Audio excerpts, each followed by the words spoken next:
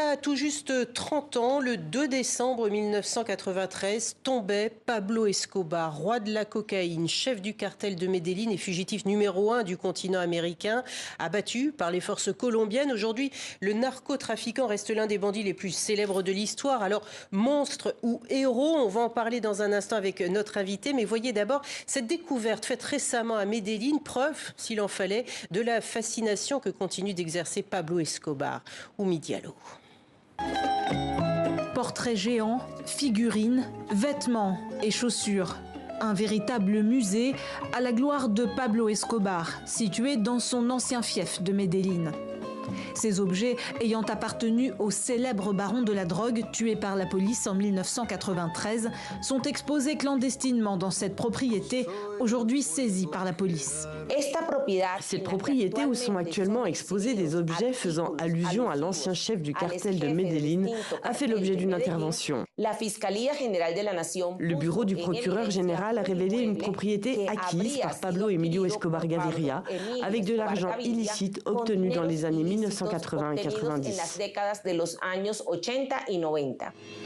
Civils, juges, journalistes ou hommes politiques, quelques 5000 assassinats sont attribués à Escobar. Il serait également responsable de centaines d'attentats à la bombe à Medellín, Bogota, Cali et Pereira.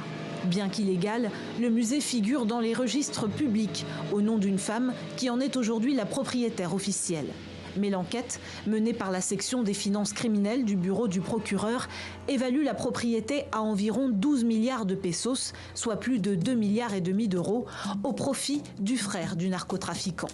Les activités de la police judiciaire montrent que la propriété est exploitée commercialement par Roberto de Jesus Escobar Gaviria, frère de l'ancien chef du trafic de drogue, comme musée visité par les touristes.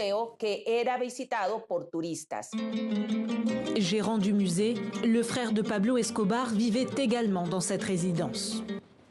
Bonjour Thierry Noël, vous êtes docteur en histoire, spécialiste de l'Amérique latine, des cartels de la drogue et auteur de ce livre Pablo Escobar, trafiquant de cocaïne aux éditions Vendémiaire. Vous qui l'avez donc étudié sous toutes ses formes, avez-vous compris pourquoi cet homme, Pablo Escobar, qui est d'une extrême cruauté, continue à ce point-là de fasciner, voire même ce culte auquel il est attaché ?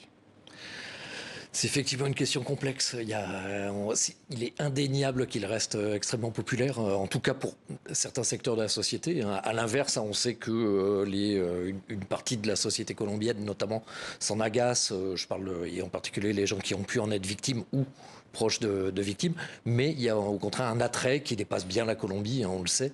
Un attrait extrêmement fort pour le personnage qui est lié à beaucoup de choses. C'est l'homme du succès. Mais c'est quoi ? C'est l'image d'un criminel bienfaiteur, d'un mécène qui a volé les uns, les États-Unis entre autres avec son trafic de drogue, pour nourrir les plus pauvres en Colombie. C'est cette image-là de ces personnes qui aujourd'hui le vénèrent, si on peut dire ? C'est peut-être le trait le plus fort.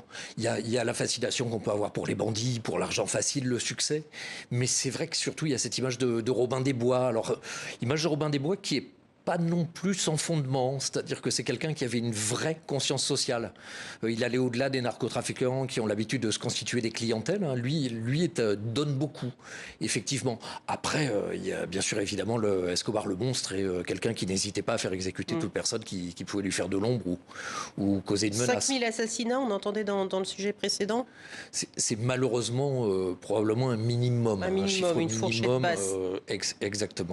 En 1989, soit 4 ans avant sa mort, le magazine Forbes classait Pablo Escobar dans la liste des personnes les plus riches au monde. Est-ce que l'on connaît à combien montait justement cette fortune ? On se souvient de cette villa, de ce zoo qui était un microcosme animalier de ce qu'on pouvait trouver dans les parcs du monde entier. On connaît le chiffre est-ce que lui-même le connaissait d'abord ? Pas du tout. Oui, pas du tout. On trouve encore de l'argent caché un petit peu partout et les propriétés attribuées à Escobar sont encore fouillées d'ailleurs. Souvent la nuit par des gens qui vont creuser partout, essayer de trouver des fortunes. En espérant trouver le magot. Et on sait qu'on en trouve de temps en temps. Il y en en a qui en ont trouvé. En tout cas, ça se compte évidemment en millions, si ce n'est pas en milliards. Il faut penser qu'il y a un moment, il a contrôlé toute la chaîne de production et distribution de la cocaïne vers les États-Unis pendant une bonne dizaine d'années. Donc, ça représente dans votre livre, Pablo Escobar, trafiquant de cocaïne, vous dites que sa mort, il y a 30 ans, est loin d'avoir ramené l'ordre et la paix. Vous dites même qu'elle n'a fait qu'apporter une période encore plus sombre. Pourquoi ? C'est souvent le cas, hein, quand on fait sauter en fait des éléments d'unité à l'intérieur du narcotrafic, comme lui avait pu l'être, hein, qui avait cette position hégémonique sur le narcotrafic. Ça ouvre la porte, en fait, de multiples petits secteurs, de multiples factions qui se mettent à se battre entre elles pour recontrôler le trafic. Et ce sont souvent des périodes encore plus violentes que celles qui pouvaient être. Que sont devenus ces hommes de main ? Je crois qu'il y avait plus que 3000 personnes dans sa brigade de tueurs à gages. Ce sont devenus des mini Pablo Escobar. Ce sont des personnes qui se sont rangées, qui se sont affiliées à d'autres gros barons de la drogue. Que sont-ils devenus ? On a tous les genres de parcours. Certains ont été en prison, d'autres ont été assassinés. Beaucoup sont morts dans les guerres, effectivement, les guerres postérieures à la chute d'Escobar pour essayer de reprendre une partie du magot ou une partie de son organisation. D'autres se sont reconvertis de manière surprenante. Il y en a un qui est pasteur évangélique en Espagne. Quelle est l'importance, diriez-vous, de Pablo Escobar dans l'histoire du continent sud-américain, au-delà donc de la Colombie ? C'est fondamental. C'est un personnage qui, quoi qu'on en pense, de toute façon, est très important pour l'histoire d'Amérique latine. Il est la liaison entre tout ce qui a pu se passer dans l'Amérique latine des années 80, depuis les coups d'État, le rôle très ambigu des États-Unis dans la lutte contre le trafic de drogue, c'est l'invasion du Panama. On le retrouve dans beaucoup d'aspects géopolitiques, sociaux de l'histoire de l'Amérique latine. Donc, en fait, il conserve une importance extraordinaire historiquement. Est-ce que c'est la raison pour laquelle il est presque devenu une figure de la pop culture, une source d'inspiration pour autant de cinéastes ? Il avait du charisme, cet homme-là ? En fait, non, c'est quelqu'un de relativement timide. Par contre, et on peut le voir souvent dans les images, il a souvent tendance à baisser le regard. Par contre, c'est quelqu'un qui avait une autorité indéniable. Et c'est quelqu'un qui, alors ça, c'est même certaines victimes qui l'ont rencontré, qui le disent, qui était considéré comme très gentil et qui faisait ce qu'il disait, qui avait une certaine sincérité, même des fois quand il s'agissait de menacer quelqu'un de mort. Exactement.